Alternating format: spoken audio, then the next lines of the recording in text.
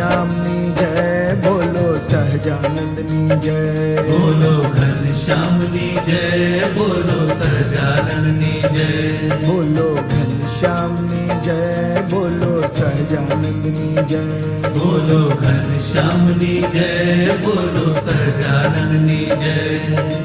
सहजानंदनी जय, सहजानंदनी जय, हे घनश्यामनी जय, घनश्यामनी जय, सहजानंदनी जय, सहजानंदनी जय, घनश्यामनी जय, घनश्यामनी जय। स्वामी नारायण स्वामी नारायण स्वामी नारायण जय। बोलो घनश्यामनी जय, बोलो सहजानंदनी जय। बोलो घनश्यामनी जय, बोलो सहजानंदनी जय। बोलो घनश्यामनी जय, बोलो सहजानंदनी जय।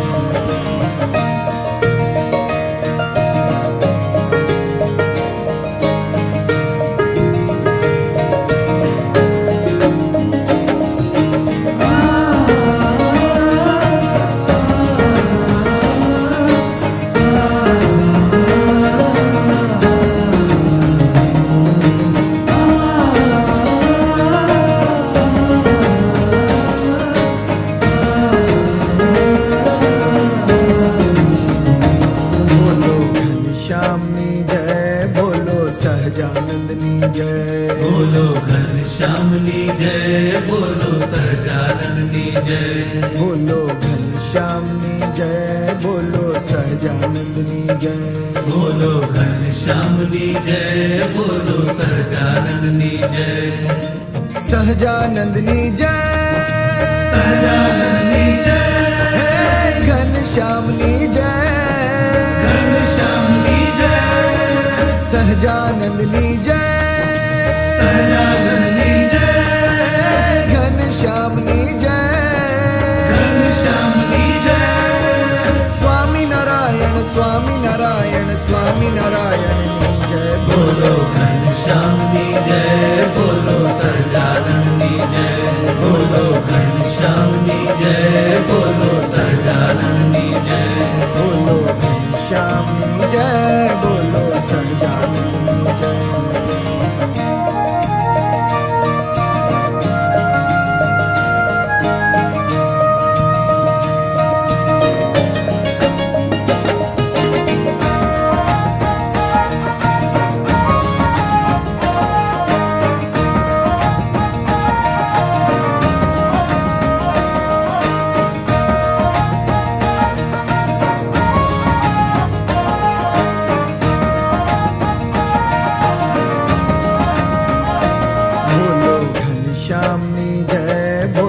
सहजानंदनी जय, बोलो घनश्यामनी जय, बोलो सहजानंदनी जय।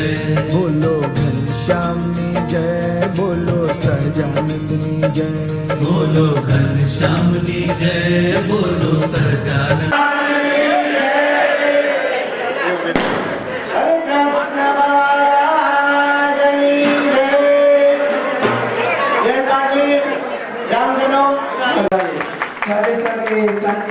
ઠાકોર એ પણ પધારશે અને ધર્મગુણનું પૂજન કરે।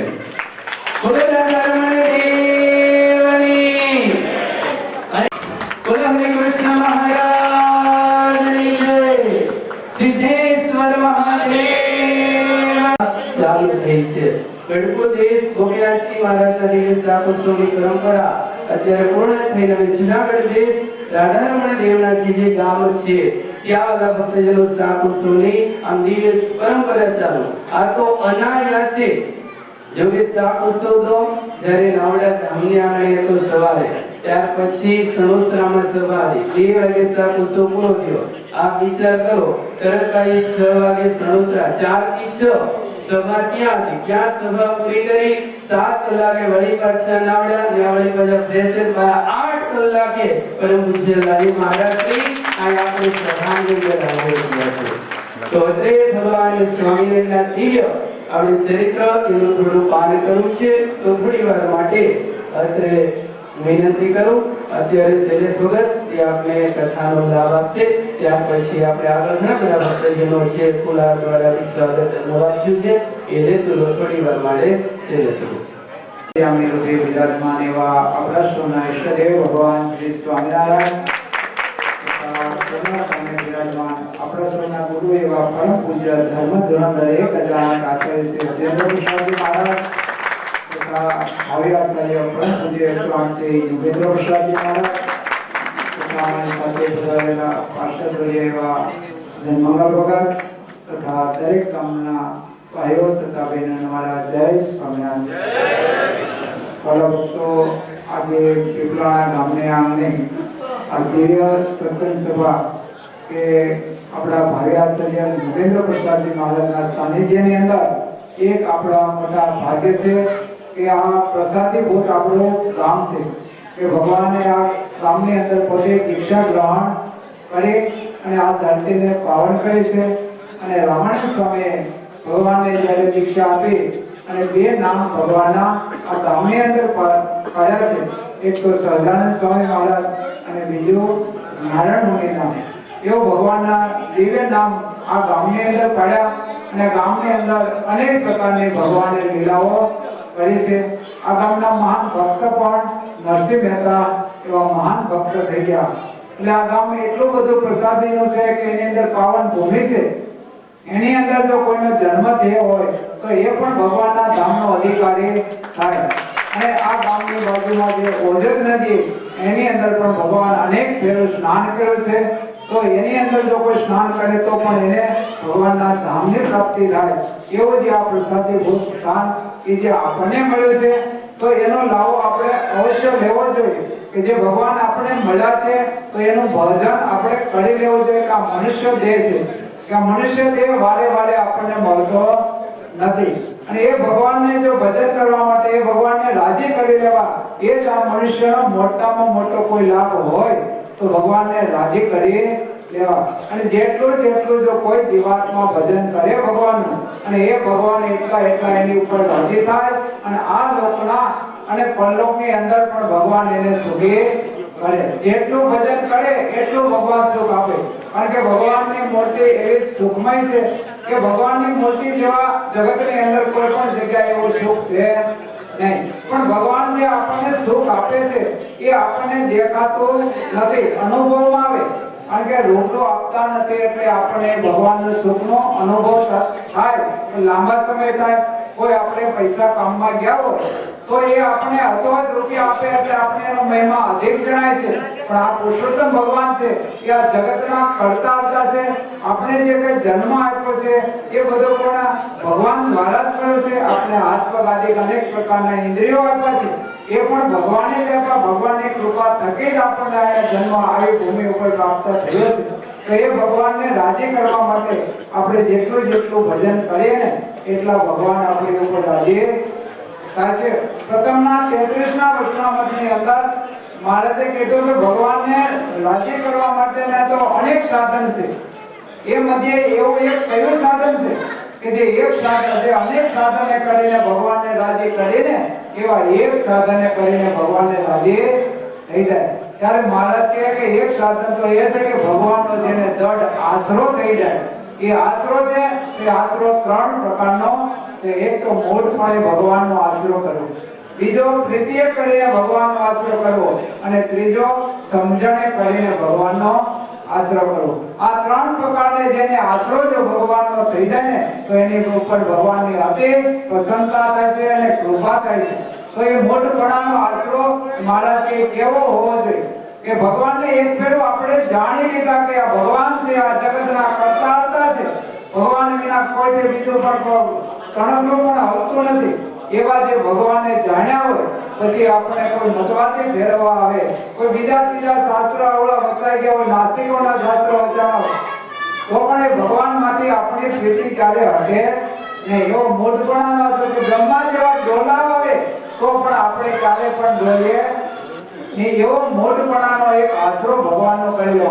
એક ફેરો જો ભગવાનને જાણી લીધા પછી ભગવાનની અંદર કોઈ પણ પ્રકારનો આપણે સંશય ન થવો જોઈએ કે ભગવાન વિના બીજા કરતા હતા છે. આ જગતના કરતા હતા એક હૃદયની અંદર ગાંઠ બાંધી લેવો કે આ જગતના કરતા હતા એક ભગવાન જ છે અને ભગવાન વિના બીજું કોઈથી કાંઈ થતું નથી. એવો મજબૂત આશરો કરી દો. બીજો આશરો ભગવાને કીધો પ્રીતિનો કીધો કે ભગવાનને વિશે પ્રીતિ કરવી. તો પ્રીતિ કેવી કરી કે જેવી ગોપીઓએ કરી હતી કે જ્યારે ભગવાને જ્યારે વૃંદાવનની અંદર વાંસળી વગાડી ત્યારે ગોપીઓ પોતાના ઘરના કામ મેકી અને ભગવાનને શરણે પડી પછી પોતાના ઘર સંસારના કામ હમું એને જોયું નથી. પોતે કોઈ નાના છોકરાઓને રમાડતી હતી, કોઈ પતિની સેવામાં હતી, કોઈ વાસણમાં રસોઈમાં હતી, છતાં ગોપીઓ જ્યારે કૃષ્ણ ભગવાને પોતે વાંસળી વગાડી ત્યારે ગોપીઓ પોતાના ઘરકામ મેકીને ભગવાનને શરણે થઈ ગઈ છે. અને એવી ભગવાનની અંદર જ્યારે દ્રઢ પ્રીતિ થઈ જાય ત્યારે આ જગતના જે સુખ છે એ બધા કેવા થઈ જાય? નકારા થઈ જાય છે. અને ભગવાનનું સુખ એક જ આપણે અધિક લાગે. અને જ્યારે ભગવાનનું જે સુખ આપણે અધિક લાગે ને ત્યાર પછી આપણે આ જગતમાં ક્યાંય મોહ થતો નથી. અને મોહ ન થાય એ જ આપણો દુઃખ ટળી જાય. જ્યાં સુધી આ જગતની અંદર આપણને મોહ થાય છે ને ત્યાં સુધી આપણે સુખની પ્રાપ્તિ થતી નથી. જગતમાંથી જો આસક્તિ કરવી હોય તો ભગવાનમાં પ્રીતિ કરવી પડે. અને ત્રીજો આશરો ભગવાને સમજણનો બતાવ્યો કે સમજણ એટલે કે ભગવાન વ્યતિરેકપણે અન્વયપણે વ્યતિરેકપણે પોતાના ધામની અંદર રહ્યા છે. વ્યતિરેક એટલે કે ભગવાન પોતાના ધામની અંદર અખંડ રહ્યા છે અને અન્વયપણે રહ્યા છે એટલે કે દરેક જીવાત્માની અંદર ભગવાન અન્યપણે દરેકની અંદર ભગવાન રહ્યા છે. છતાં ભગવાન પોતાનું ધામ છોડીને આ લોકની અંદર ક્યારે આવતા નથી. ભગવાન બીજા સ્વરૂપનું ધારણ કરી અને પોતાના ભક્તજનોને સુખ આપવા માટે, પોતાના ભક્તોને લાડ લડાવવા માટે, પોતાના ભક્તોને મનોરથો પૂરા કરવા માટે ભગવાન આ લોકની અંદર વધારે અને જેવો પોતાના ભક્તનો ભાવ હોય એવો ભગવાન એની ભક્તિ સ્વીકાર કરે અને એનો ભક્ત પણ આનંદ પામે. જો કે ભગવાન તો કેવા છે, ભગવાનને કોઈ જરૂર નથી. આ લોકની સંપત્તિની ભગવાનને જરૂર મધ્યના 65ના વર્ષના મતની અંદર કીધું કે જીવના કલ્યાણ માટે ભગવાનના રામકૃષ્ણાદિક અવતાર થાય છે. તો એ ભગવાને આ જગતની માયા એની અંદર કોઈ જગ્યાએ મોહ થતો નથી અને પોતાના અલૌકિક પ્રતાપે કરીને નિશંક વર્તે છે. કારણ કે ભગવાનને આ જગતની અંદર કોઈ મોહ થતો નથી અને પોતે નિશંક છે કે આ મને માયા બંધન કરી જાય એવું ભગવાનને છે. ભગવાન તો માયામાં આવે ને તો માયા પણ નિર્ગુણ થઈ જાય એવો ભગવાનનો અલૌકિક મહિમા છે. જો આ લોકનો કોઈ મનુષ્ય હોય ને તો એને માયા નડી જાય.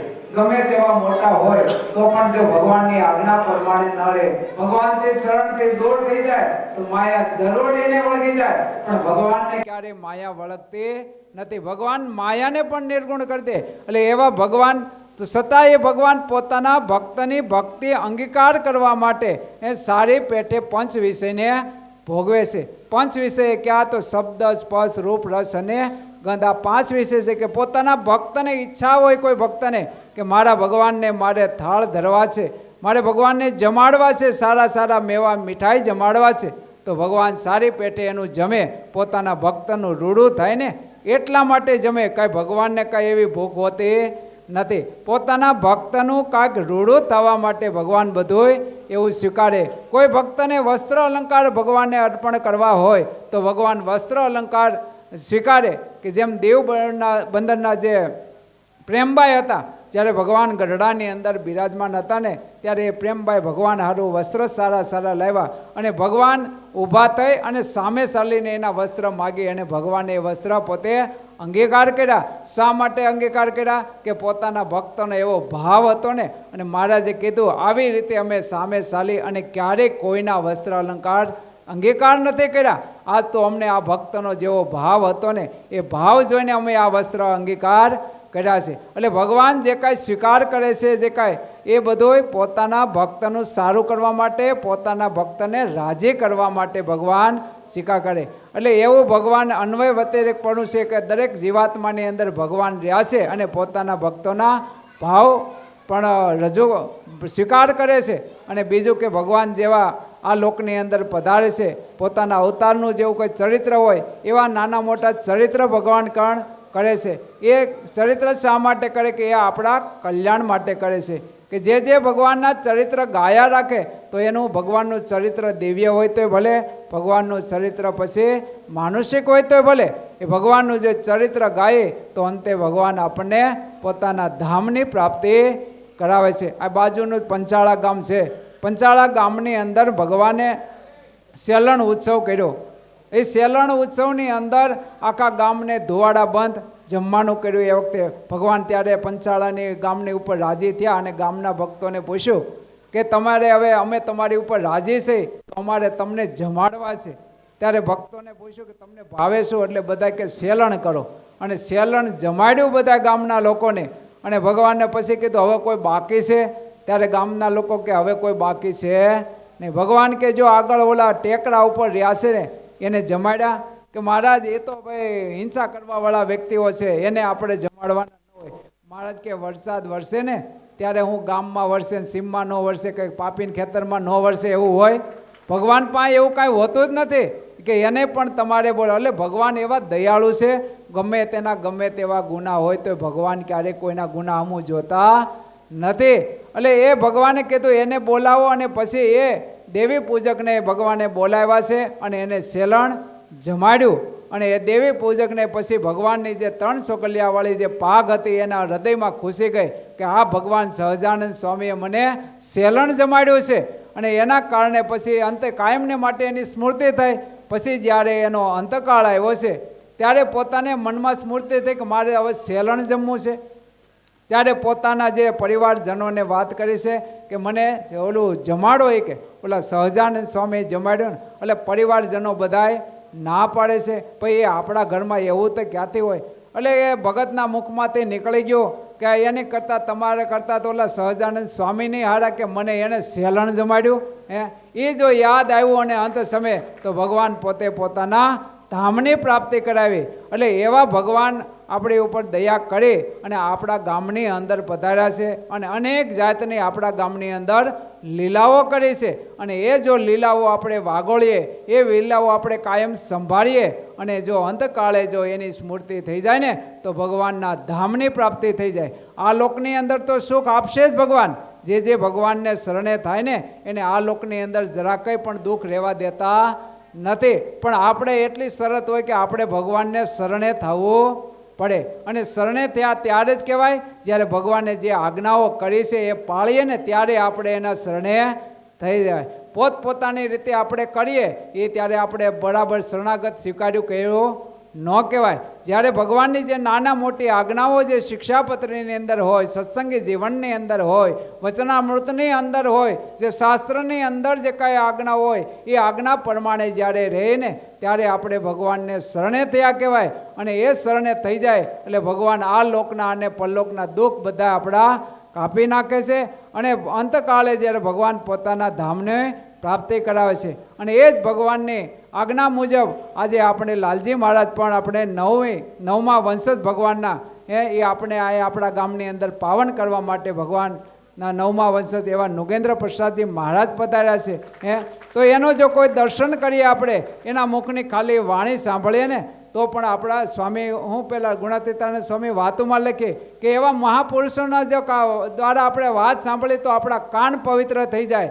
એના જો દર્શન કરીએ તો આપણા નેત્ર પવિત્ર થઈ જાય. આપણા હાથ દ્વારા જો એની સેવા થઈ જાય તો આપણા હાથ પવિત્ર થઈ જાય. આ બધી આપણી ઇન્દ્રિયો છે ને એ બધી કાંઈક ને કાંઈક નાના મોટા પાપ કરી લેતી હોય છે. આંખ દ્વારા ન જોવાનું જોવાઈ જતું હોય, કાન દ્વારા ન સાંભળવાનું, તો એ બધા ઇન્દ્રિયોના જુદા જુદા પાપ થયા હોય. પણ એવા જો આવા લાલજી મહારાજ જેવાના જો આપણને દર્શન થઈ જાય તો આપણા બધા ઇન્દ્રિયો અંતકરણ આપણું પવિત્ર થઈ જાય. એટલે આજે આપણે જે લાભ મળ્યો છે એ અલૌકિક લાભ મળ્યો છે, એ કોઈ સામાન્ય લાભ છે નહીં. અને એ જો અંતકાળે જો આપણે ખાલી એની સ્મૃતિ થઈ જાય તો ભગવાન પોતાના ધામમાંથી દિવ્ય વિમાન લઈ અને આપણે અંતકાળે તેડવા આવે. તો દરેક ભક્તોને આવી જો મોટા નાના મોટા ઉત્સવ કરી અને આવી સભાનું જેટલું આપણે ગાન કરશું અને ભગવાનનું જો ભજન કરશું તો ભગવાન આપણી ઉપર કાયમને માટે રાજી રહેશે. હવે વિશેષ કાર્યક્રમ તો આપણે આગળ જે હશે એ આપણને જણાવશે. તો બોલો સ્વામિનારાયણ ભગવાનની જય. જીવાત્માનું કલ્યાણ એની વિશે વાત કરી છે. તો અત્રે જે ભક્તોના નામ બોલાય તે ભક્તો અત્રે લાલજી મહારાજ શ્રી પાસે પધારશે અને પ્રસાદીની પુષ્પમાળા તે ગ્રહણ કરશે. પરમ ભક્ત શ્રી વલ્લભભાઈ નારાયણભાઈ ટાંક, પરમ ભક્ત શ્રી બાબુભાઈ નારાયણભાઈ ટાંક જે માજી સરપંચ છે એમને પણ વિનંતી. પરમ ભક્ત શ્રી અમૃતભાઈ પ્રેમજીભાઈ ટાંક, પરમ ભક્ત અમૃતભાઈ નારાયણભાઈ પરમાર, આ જે ભક્તોને નામ થયા છે એ બધા આવી જાઓ અને સ્વાગતને આપણે વધાવીએ. સાથે સાથે ચંદુભાઈ વાલજીભાઈ જાદવભાઈ, વીવી ચોવડિયા, નાથાભાઈ અર્જણભાઈ ટાંક, હા ખોળની જે સેવા છે તેમને પણ આપણે તાલિકાના વાદનથી વધાવીએ અને પરમ પૂજ્ય લાલજી મહારાજ શ્રી પાસે પધારી અને પ્રસાદીની દિવ્ય પુષ્પમાળા તે ગ્રહણ કરે. સાથે મુકેશભાઈ છગનભાઈ ટાંક, ભગવાનજીભાઈ હીરાભાઈ ટાંક, વલ્લભભાઈ પૂંજાભાઈ જાદવ, ચંદુભાઈ નાથાભાઈ ટાંક, દેવાભાઈ કાનાભાઈ આહિર, આટલા જે ભક્તોના નામ બોલાણા છે તે અત્રે ઝડપથી આગળ આવી અને લાલજી મહારાજ શ્રીના કરકમળો દ્વારા પ્રસાદીની પુષ્પમાળા તે ગ્રહણ કરે. તો ખૂબ સુંદર વાલા ભક્તજનો, વિશેષ સમય નથી લેવો. આપણે જેમની રાહ જોઈ રહ્યા છીએ, જે તલ પાપડ છે, જેમ માછલી હોય સાતે નક્ષત્રની અંદરમાંથી જેમ વરસાદ વરસે અને જ્યારે વરસાદનો એ બૂંદ લેવા તરસી રહ્યા હોય એમ આજ કહેતા આનંદ થાય છે. પીપલાણાના જે ભક્તજનો ત્યારે ભગવાન સ્વામિનારાયણના 9મા વંશજ જ્યારે પધાર્યા હોય એમ ચકોર પક્ષી ચંદ્રમાને નિહાળતા હોય એવી જ રીતના લાલજી મહારાજ શ્રીના આપણે બધા દર્શન તો કરી રહ્યા છીએ. પણ ભગવાન સ્વામિનારાયણની એક વાત મને કહેતા આનંદ થાય છે કે ઘણીવાર તમને કોઈ પૂછે ભગવાન સ્વામિનારાયણનું પ્રસાદીનો હમણાં વાત આવીને ચરિત્રમાં 3 છોગલાવાળી પાક એ પણ તમે દર્શન કર્યા છે. ભગવાન સ્વામિનારાયણનો સુરવાળ એના પણ દર્શન કર્યા છે. ભગવાન સ્વામિનારાયણનું છઠિયું એ પણ નાના રાજકોટમાં એના પણ દર્શન કર્યા છે. અરે અહીંયા અકાલવાણીની અંદર ભગવાન સ્વામિનારાયણના મુક્તાનંદ સ્વામીએ હાથના કેસ લીધા, નખ લીધા, એના પણ દર્શન કર્યા છે. પણ ભગવાન સ્વામિનારાયણનું બ્લડ એના કોઈએ દર્શન કર્યા છે? ભગવાન સ્વામિનારાયણનું જે પ્રસાદીનું વાલા ભક્તજનો બ્લડ કહેવાય એ આજ 9મા વંશજ વારસદાર નુગેન્દ્ર પ્રસાદજી મહારાજ શ્રી એના આપણે દર્શન કરી રહ્યા છે. માટે આજ આપને ઓરિજિનલ જે વાલા ભક્તજનો ધર્મકુળ એની ઓળખાણ જે થઈ છે, જે આપને પહેચાન થઈ છે, પુરુષોત્તમ પ્રકાશની અંદર સદગુરુ નિષ્કુળાનંદ સ્વામી કહેતા એની કલમ પીછે હઠ નથી કરી. એક બ્રાહ્મણને અતિ ભક્ત જાણો, કાવે મારું કુળ રે, અન્ય જેવા એહ નહીં, એ તો જાણો મોટા દેવ છે, તો જાણો મોટા દેવ છે. માટે ખાલી બીજું કાંઈ ન જાણીએ પણ એક ભગવાન સ્વામિનારાયણના પ્રસાદીના કુળમાં જે જન્મ લેવો એ કંઈ નાની સૂની વાત નથી. માટે એક નાની એવો પ્રસંગ કહી દઉં. રૂડા ભગત હતા વેળાવદરના. અરે ભગવાન સ્વામિનારાયણ આ ધરા ઉપર હતા. ભગવાન સ્વામિનારાયણે આ ધરા ઉપરથી જ્યારે અંતર ધ્યાન થયા પછી રઘુવીરજી મહારાજને ગાદી અર્પણ કરી અને આજે એ પણ આનંદ થાય. 20 શતાબ્દી વર્ષ ચાલી રહ્યું.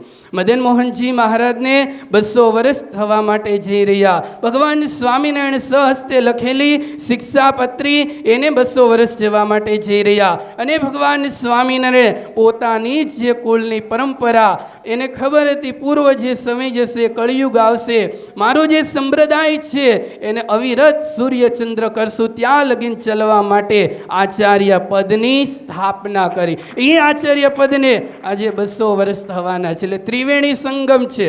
તો અંતમાં કહું તો રૂડા ભગત હતા વેળાવદરના અને રઘુવીરજી મહારાજ હતા.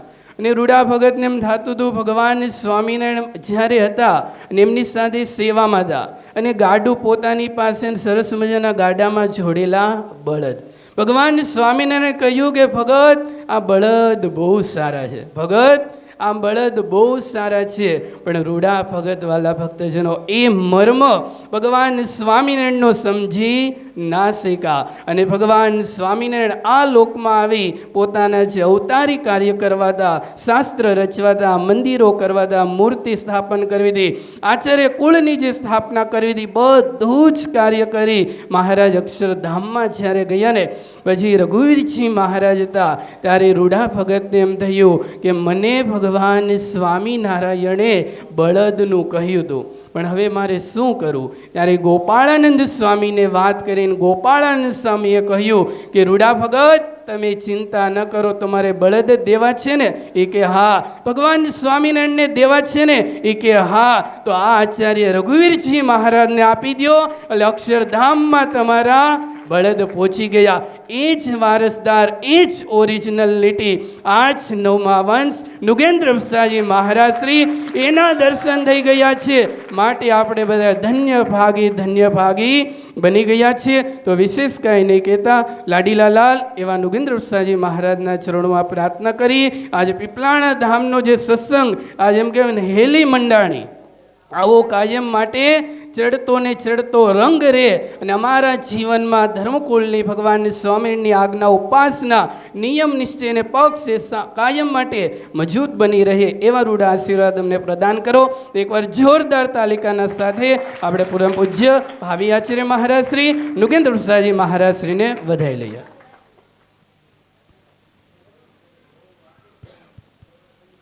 चिंतये त्वं सुकान्तवृतं कान्तं त्वं कान्तं सर्वदोगतं त्वं गते द्वेगदेवत्वं त्वं वन्दे भक्तिकासुतं. સર્વ અવતારી સર્વ કારણના કારણ આપણા સૌના મોક્ષદાતા ઈષ્ટદેવ ભગવાન શ્રી સ્વામિનારાયણ, સ્વામિનારાયણ સંપ્રદાય દક્ષિણ વિભાગ અધિષ્ઠાતા દેવ વડતાલવાસી શ્રી લક્ષ્મીનારાયણ દેવ હરિકૃષ્ણ મહારાજ, સારાય જૂનાગઢ પ્રદેશના પ્રાણ સમાન જૂનાગઢપતિ રાધારમણ દેવની છત્ર છાયામાં ભગવાન શ્રીહરિના ચરણ કમલથી અંકિત થયેલ પવિત્ર પાવન ભૂમિ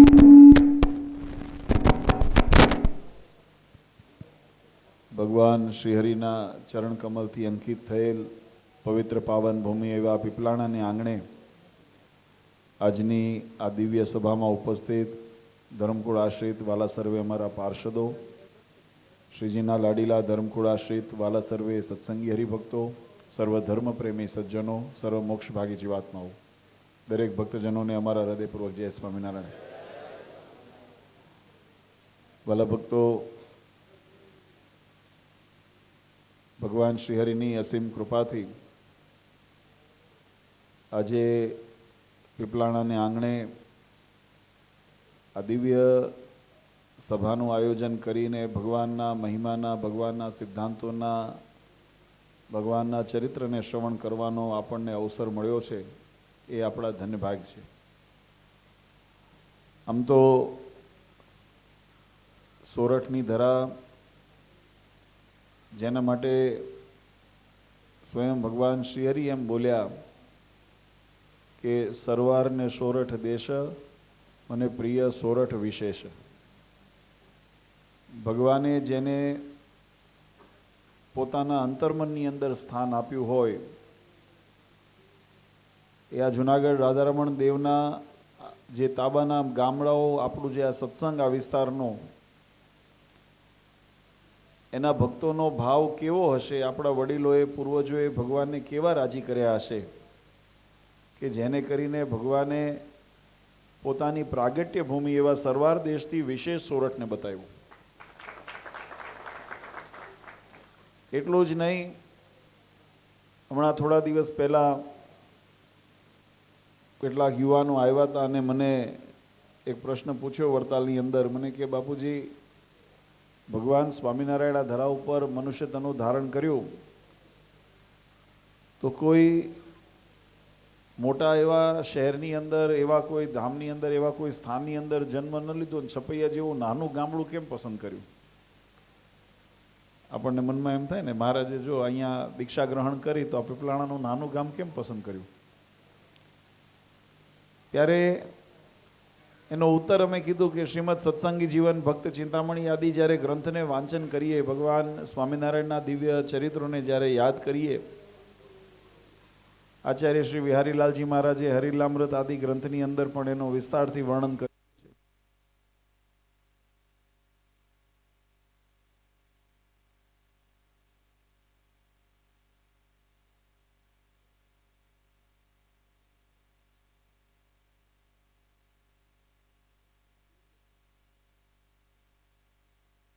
મહારાજ જ્યારે પધાર્યા અને અહીંયા દીક્ષાનું વિધિ આપણે સદગુરુ વર્ય રામાનંદ સ્વામી દ્વારા જ્યારે એ વિધાન થયું તો એની પહેલાં એનું વર્ણન કરવામાં આવ્યું છે કે આ સ્થાન કેવું હતું. અને જો એને બારીકાઈથી આપણે વિચારીએ તો એ સ્થાનના માટે જે શાસ્ત્રોની અંદર નંદ સંતોએ જે એનો મહિમા લખ્યો છે એના ભાવની અંદર એક સૂર જોવા મળે છે. ને સૂર હતો કે આ ગામમાં પૂર્વે જે ભક્તો હતા, ચારે વર્ણના લોકો હતા, એ પોતપોતાના ધર્મની અંદર રહેતા હતા અને શુદ્ધ ભાવે સાત્વિક ભાવને સાચવીને ભગવાનનું ભજન કરતા હતા, ભક્તિ કરતા હતા. એટલે આ ભૂમિનું તપબળ હતું. આ ભગવાનને એમનેમ નથી આવી ગયા, એમનેમ નથી આવ્યા. પણ જે આપણા વડીલોએ ધર્મપરાયણ જીવન જીવવાનો જે આગ્રહ રાખીને સાત્વિકતા અને પ્રમાણિકતા જે આપણી સનાતન ધર્મની, આપણી મનુષ્ય જે આપણી ધર્મની જે પ્રાથમિક આવશ્યકતા છે એવા નીતિમત્તાથી જીવન જીવતા અને યત્કિંચિત ભગવાનનું ભજન કરતા, એનું ફળ, એનું જે પુણ્ય એ આ ભૂમિની અંદર હતું ને એનું તેજ હતું. એટલે ભગવાને એવી ભૂમિઓને પ્રગટ થવા માટે અથવા તો આવા ચરિત્ર કરવા માટે મહારાજે પસંદ કરી છે. આજે સંસારની અંદર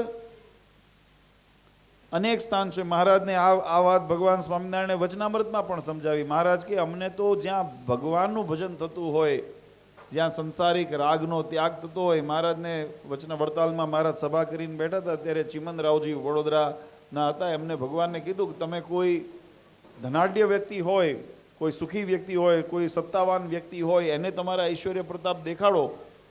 કારણ કે જગતની રીત છે કે મોટા હાલે એની પાછળ નાનો સમાજ હાલે. મોટાનો દેખાવ ને આપણે ઘણી વખત એમાં ઊંધાઈ પડ્યા. એ મોટાએ તો એની પાસે સગવડ હતી ને વધારાનું હતું ને એમાંથી લગ્ન આદિમાં દેખાવ કર્યા તો આપણે માથે દેવા કરીને કર્યા. નહોતી આવ્યા.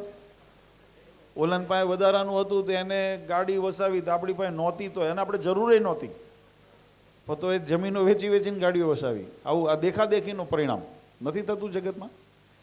એટલે સમાજની એક રીત છે કે મોટા કરે એમ નાના પછી આંધળું અનુકરણ કરે સમજ્યા વગર, જરૂર હોય કે ન હોય.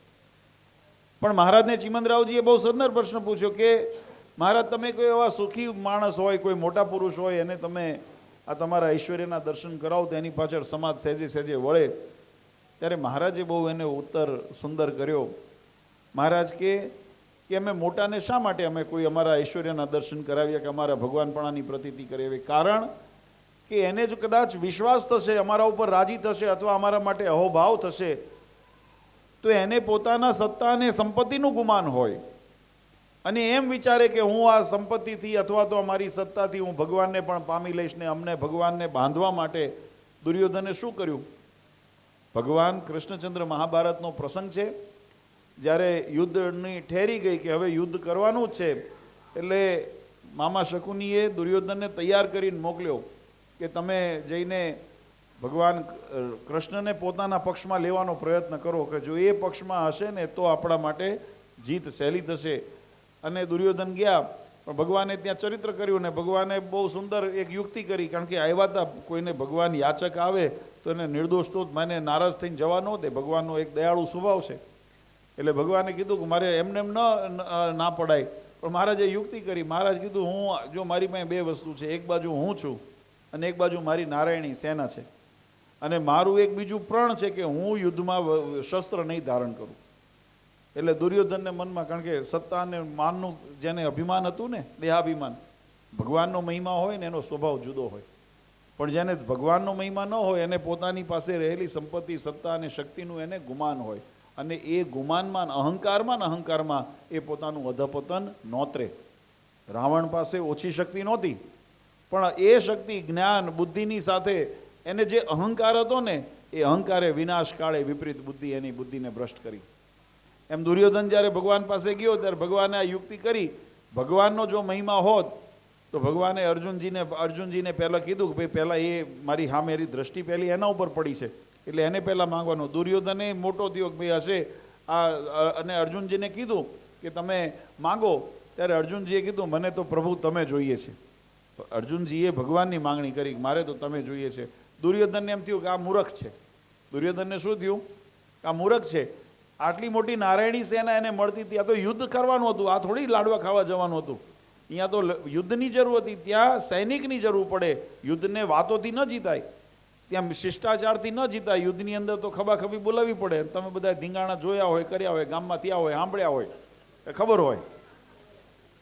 એને વાતોથી, શિષ્ટાચારની મીઠી વાતો કરીને ત્યાં મંત્રોચ્ચાર કરીએ તો ત્યાં ન ચાલે. અહીંયા તો જે કરવું ખરાખરીના ખેલ થતા હોય. ત્યારે દુર્યોધનને એમ થયું કે આ અર્જુન નક્કી મૂર્ખ છે. એક બાજુ નારાયણી સેના હતી અને એને માગી લીધી હોત તો હું આ તકનો લાભ લઈ લઉં. એટલે એને પછી ડાપણ બતાવ્યું કે હશે, ચાલો મારો નાનો ભાઈ છે ને એટલે એને નારાજ નથી કરવું. જો નારાજ નહોતા કરવા 5 ગામ આપી દેવાતા ને. જો એટલી બધી દયાળુતા અને વિવેક હતો તો ભગવાન શાંતિદૂત બનીને ગયા હતા ને કે ભાઈ 5 ગામ આપી દો તો અમારા પાંડવો એમાં સુખી રહી રહેશે, અમારે યુદ્ધ કરવું નથી. તો જો દયાળુતા અને વિવેક હતો, નાનો ભાઈ છે પણ મૂળ તો સ્વાર્થ હતો. અને આ વાત એટલા માટે કહું છું વાલા ભક્તો, ઘણી વખત મહારાજે સત્સંગી જીવન ગ્રંથની અંદર આસુરી તત્વનું મહારાજે લક્ષણ બતાવ્યું છે. એમાં 2 પ્રકારના લક્ષણ બતાવ્યા છે, સાત્વિક યુક્ત લક્ષણ અને આસુરી યુક્ત, તામસી યુક્ત લક્ષણ. આપણે જોઈએ ને અસુર એટલે રાક્ષસી વૃત્તિવાળા. તો એવા જે રાક્ષસી વૃત્તિવાળા હોય ને એની અંદર 2 પ્રકારના અંદર રહેલા ગુણો રહેલા છે. એટલે ઘણી વખત આપણે ભૂલ ખાઈ જઈએ. આપણી દ્રષ્ટિ શું વિચારે, હિંસા કરતો હોય, દારૂ પીતો હોય, જુગાર રમતો હોય, વ્યભિચાર કરતો હોય, આદિ કોઈ એવા જે તામસ ગુણના પ્રધાનપણે જે ગુણ કહેવાતા હોય એવું આચરણ કરતો હોય એને અસુર કીધા. આપણે એને જ જોઈએ. પણ મહારાજે એની અંદર સત્સંગી જીવનની અંદર 2ય પ્રકરણની અંદર મહારાજે બહુ સુંદર વ્યક્તિ બતાવી છે. મહારાજ કે એટલું સીમિત નથી અસુર, સાત્વિક ગુણે હોય. સાત્વિક ગુણે કેવો હોય એની અંદર મહારાજે બહુ સુંદર વિવેકથી ઘણી બધી વાતો લખી છે. એમાં પ્રથમ લક્ષણ બતાવ્યું, ભગવાન અને ભગવાનના અવતારોનું યુક્તિએ કરીને ખંડન કરતો હોય. પછી ભક્તોના મધ્યની અંદર મોટો ભક્ત છે એવો દેખાવ કરતો હોય.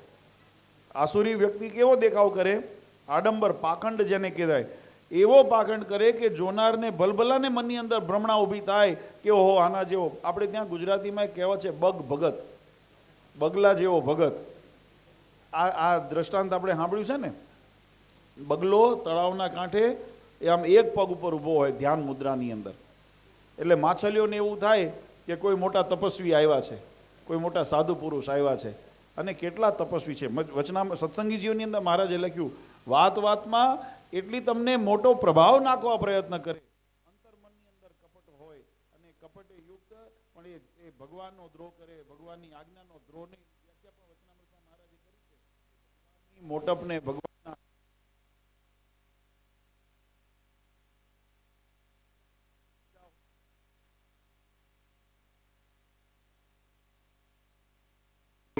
વચનામૃતના શબ્દો એટલે એવા દ્રોહ કરતો હોય, ભગવાનના અવતારોનું ખંડન કરતો હોય, ભગવાનના ભક્તોનું ખંડન કરતો હોય. મહારાજ કીધું અમે અમારા ભક્તોનું, ભગવાનના ભક્તોનું હૃદય દુભાય નહીં એનો અમે પણ સાવધાની રાખીએ છીએ.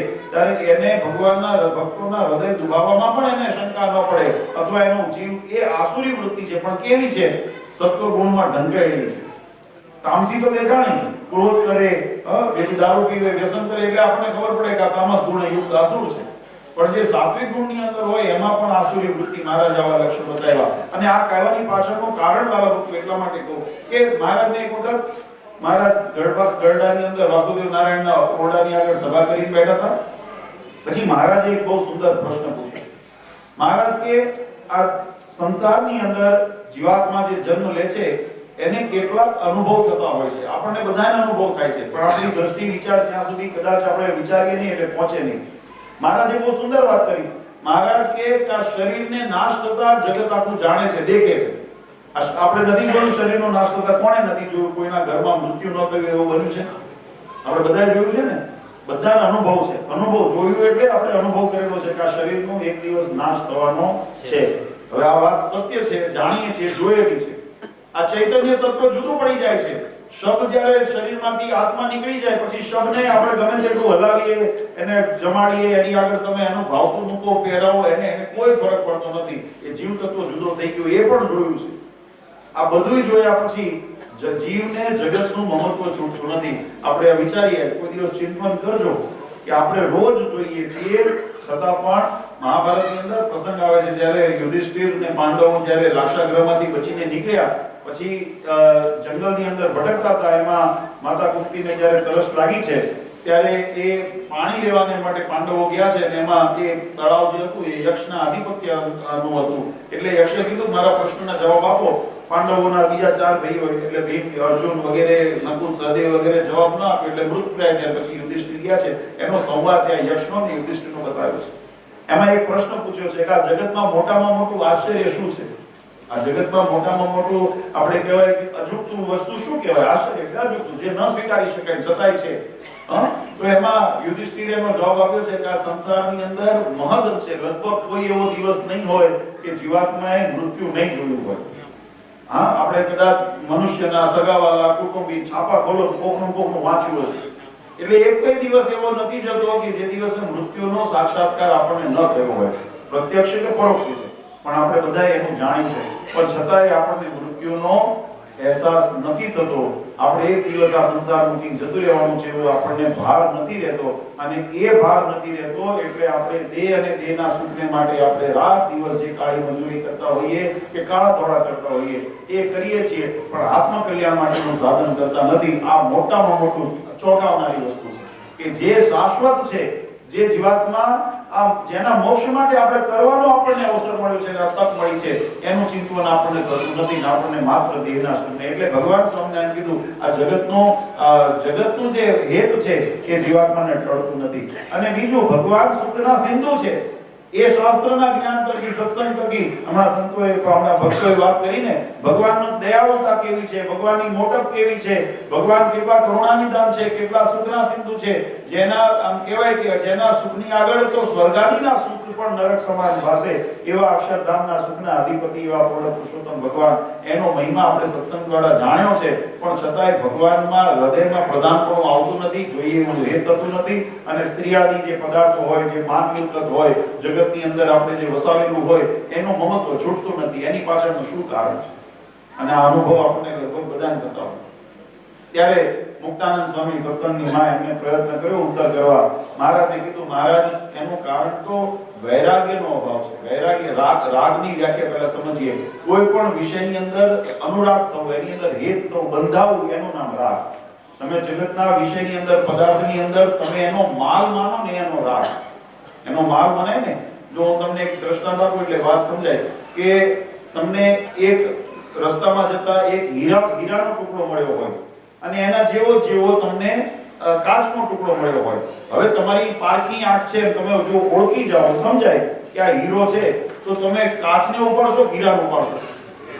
સ્વાભાવિક રીતે આપણે હીરાને ઉપાડશો. ચાલો કદાચ એની અંદર પરીક્ષાનો પ્રશ્ન આવે, પણ નોટ તો આપણે બધા વાપરીએ છીએ ને, સરકારી ચલણ. તો એની અંદર 10 રૂપિયાની નોટ પડી છે અને એક બાજુ હવે 2000 બંધ થઈ ગયા એટલે કોઈ નો કહેવાય, પણ માનો 500 રૂપિયાની નોટ પડી છે. તો તમારી દૃષ્ટિ 10 ઉપર આકર્ષાશે કે 500 ઉપર આકર્ષાશે? 500 ઉપર. તો એ તમે કાચા પડ્યા. કોઈ હોય તો લ્યો લઈ લો ભલામણ પડી છે તો એટલા કાચા પડ્યા ને લ્યો પડી છે તો લ્યો નો ઉઠાવો. કેટલા કાચા પડ્યા, કેટલા સીધા પડ્યા. કાચા પડ્યા નહીં, સીધા પડ્યા. સરળ કહેવાય. પણ છતાં એક વ્યવહારિક વસ્તુ છે કે તમે 500 ઉપર કેમ કે એનો તમને મહિમા સમજાણો છે, એનો માલ સમજાણો છે. એમાં ખબર છે કે આવી 10 ની 50 નોટની અંદર આવે, બરાબર? તો તમને એની કિંમત સમજાણી છે. એમ જગતના વિષયની અંદર મહારાજ કે એને રાગ થયો છે, એટલે એ રાગે કરીને એને મમત્વ બંધાણો છે, એટલે એનું નાશવંત હૃદયમાંથી એનો ભાવ ઉતરતો નથી અને ભગવાનનો એવો અનુરાગ નથી થયો. ભગવાનના સ્વરૂપની અંદર એવું હેત નથી થયું. મહિમા જાણ્યો છે પણ અંતરમાં ઉતર્યો નથી. એટલે વૈરાગ્યનો અભાવ છે, એટલા માટે એને આ જગતનું મિથ્યાપણું નથી મનાતું અને નાશવંતપણું નથી મનાતું, અથવા તો જગતના ઘાટપણમાંથી ટળતા નથી અને ભગવાન સંબંધી ઘાટ છતાં નથી. ત્યારે મહારાજે બહુ સુંદર વાત કરી. મહારાજ કે મુક્તાનંદ સ્વામીને કે તમારી એ વાત તો સાચી જીવનમાં વૈરાગ્ય નથી એટલે જગતના વૈરાગ્ય એનો રાગથી વિરક્ત થવું એનું નામ વૈરાગ્ય. તો જેને કે જગતના રાગથી વિરક્ત નથી થયા એટલા માટે એને જગતમાં રાગ છે. પણ મહારાજ કે અમને એક એનું બીજું કારણ પણ એની અંદર વધારે વિચાર કરતા અમને સમજાય છે. એને શું સમજાય છે કે જીવાત્મા સત્સંગ કરે છે પણ સત્સંગ કરતી વખતે પણ જેવો ભાવ ને જેવી વૃત્તિ હોય ને એ અંગને નિર્માણ વધારે કરે છે. એટલે જો સત્સંગ કરવાથી પણ ઘણી વખત આપણે કેમ ભજન કરીએ છીએ, ભક્તિ કરીએ છીએ, દાન કરીએ છીએ, પુણ્ય કરીએ છીએ એટલે અમારું કલ્યાણ થઈ જાય એવું સરળ ન માનશો. આ વાતને સમજવા જેવી છે. એટલું સરળ ન માનશો. કેમ? મહારાજ કે જીવાત્મા સત્સંગ કરતી વખતે મોર એટલે શરૂઆતની અંદર જ્યારે કરતો હોય ત્યારે મનની અંદર ઘણી પ્રકારની વિભ્રાંતિઓ ચિંતન થતા હોય અને જેવું ચિંતન વિભ્રાંતિ કરતા થકા સત્સંગ કર્યો સત્સંગ કથાનું શ્રવણ કર્યું પણ મનની અંદર માનો કે કામ શત્રુ વધારે પ્રધાનપણે વર્તતા એની વિભ્રાંતિઓ હતી. માન શત્રુ અંદર નડતું હતું અંતર્મનની અંદર, અંતરશત્રુની અંદર માન એક એવું હતું તો એ માને કરીને માનની વિભ્રાંતિઓ હતી એટલે કરે સત્સંગ પણ મનમાં ચિંતન છે ન થાય કે મારું મોટપ વધી જાય, મારું માન વધી જાય, મારું સત્કાર થવા માટે મને હાર મળે, મને મોટપ મળે, હું જઉં કદાચ જુનાગઢ તો મને આવકાર મળે, મને ઉતારા પાણી મળે. આ બધું મનમાં ચાલતું હોય. ક્યાં ચાલતું હોય? વિભ્રાંતિઓ ક્યાં હોય? બુદ્ધિની અંદર, મનની અંદર. કરીએ છે સત્સંગ. અહીંયા કથામાં આવ્યા કોઈને વ્યક્તિગત ન લેશો પણ આ તો એક સ્વભાવને સુધારવાનો એક અવસર છે એટલા માટે વાત કરું છું. આપણે અહીંયા સભામાં આવ્યા અને કદાચ ભૂલે ચૂકે આયોજકોએ ઘણી તૈયારીઓ કરી હોય, આગેવાનો હોય, મોટેરા હોય એના નામ લખવાનો, કદાચ કોઈનું ભૂલાઈ ગયું તો મનની અંદર શું ચાલતું હોય? અહીંયા બેઠા છો, અહીંયા કે શું સાંભળવા બેઠા છો? ભગવાનના ચરિત્રો, ભગવાનનો મહિમા, તમે દર્શન કરવા, સત્સંગ કરવા આવ્યા છો ને પણ મનમાં વિભ્રાંતિ શું ચાલતી હોય? માન ન મળ્યું, મારું સન્માન ન થયું, મને યાદ ન કર્યો, આ બધું ચાલતું હોય ને. તો જેવા અંગને બંધાતા જેવી વિભ્રાંતિએ યુક્ત કરીને તમે સત્સંગ કર્યો છે તો પોષણ મળ્યું તો ક્યાં ગયું?